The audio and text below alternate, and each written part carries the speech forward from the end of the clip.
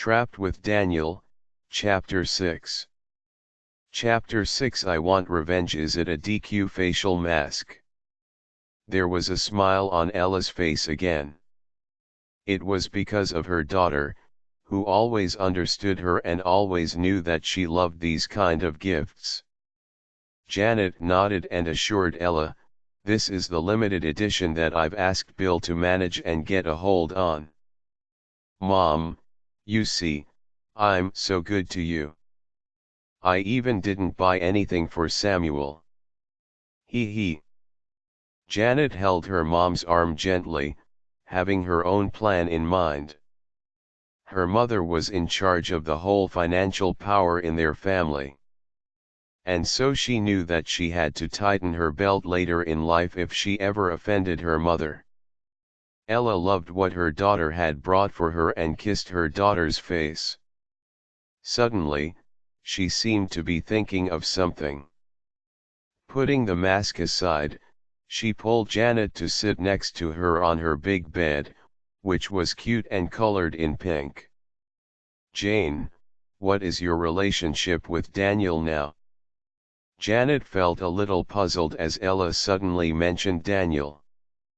At the thought of the fact that he got her drunk last night, Janet stood from the bed and told Ella with all seriousness in her face, "Mom, I have nothing to do with him. He's him, I'm me. I really have no relationship with him at all." Ella was puzzled and then blurted, "But why did Daniel kiss you last night?" "What?"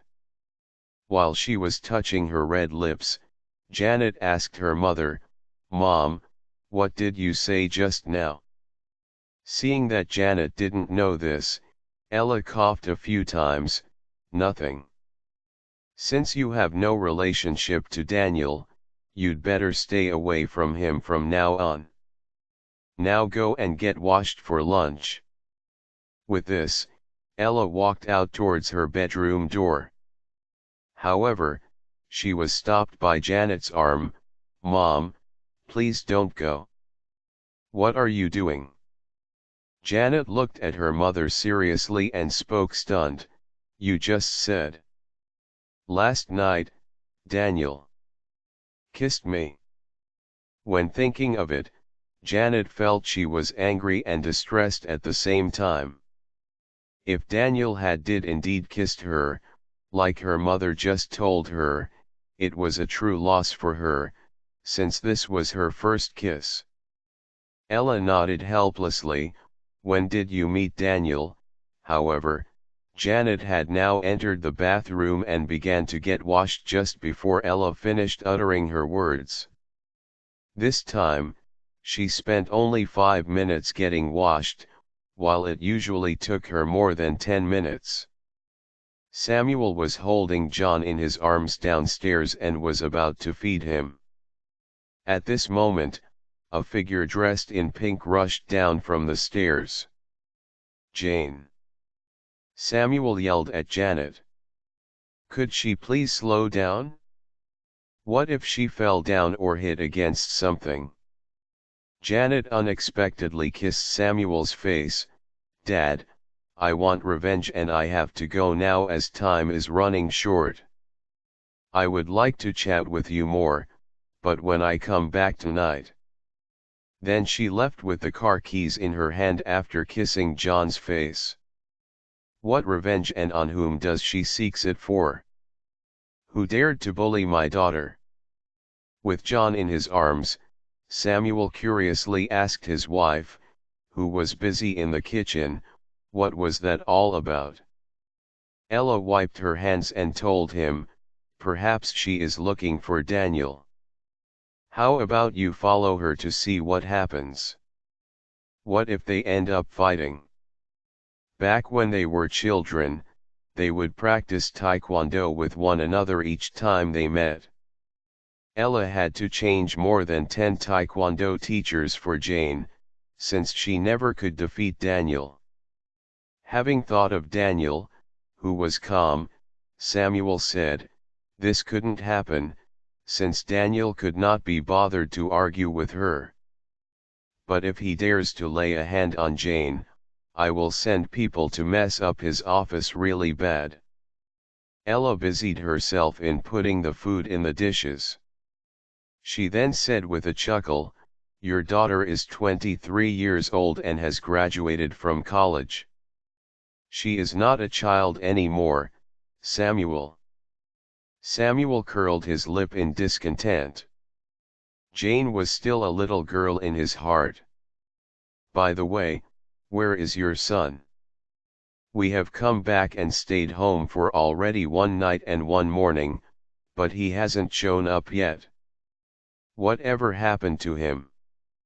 Samuel had just got in touch with the secretary in the firm. The secretary told him that Jerry wasn't in the firm last night and he also didn't come in this morning either.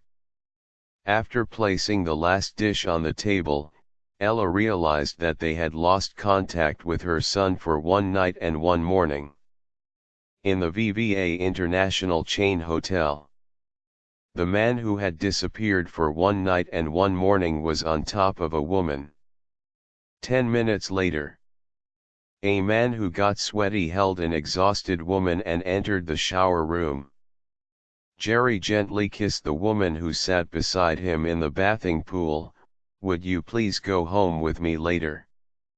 It now just came to his mind that his mother had called him yesterday afternoon and had asked if he would come back home at night.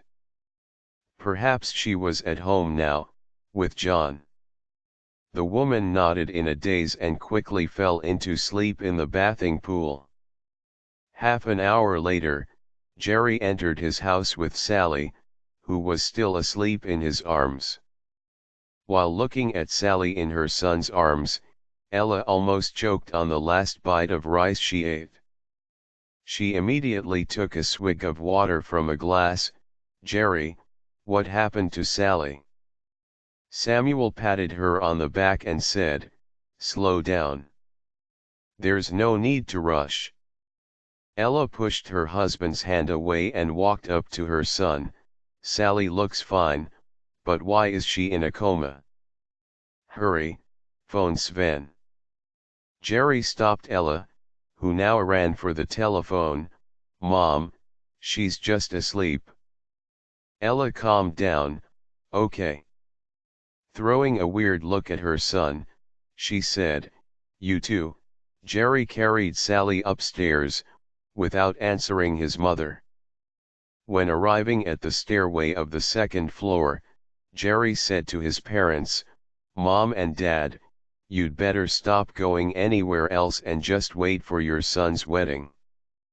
Ella choked again as she was drinking a glass of water. She wondered if her son was going to really get married.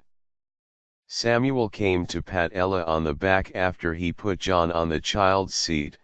"Dear, you are not a child anymore, so please don't be so careless with these matters anymore." Samuel, Jerry just said that he was going to get married." "Yeah, I heard it."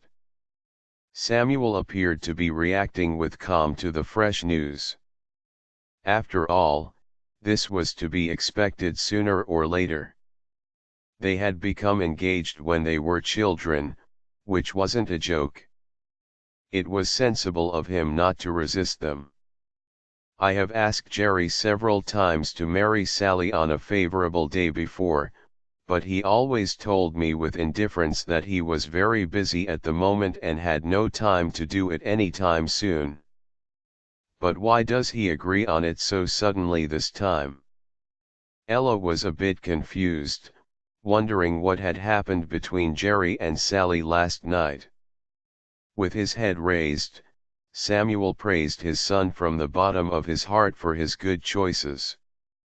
Ella didn't understand what had happened just now, but it was clear to Samuel that his son must have conquered Sally's heart. If they ever had to send their daughter to Harry, it was just now perfect that Harry gave them a daughter in return. "I don't care that much. But as for you, you just can't wait to be the mother-in-law." When thinking of his daughter, Samuel believed that it was necessary to call her to understand what had really happened to her. However, Jane had left her phone in the car as she went off in a hurry. In SL Group. The door of Daniel's office was pushed open all of a sudden while he was discussing some business contracts with his cooperative partner. To view hidden contents, please check them out on our app.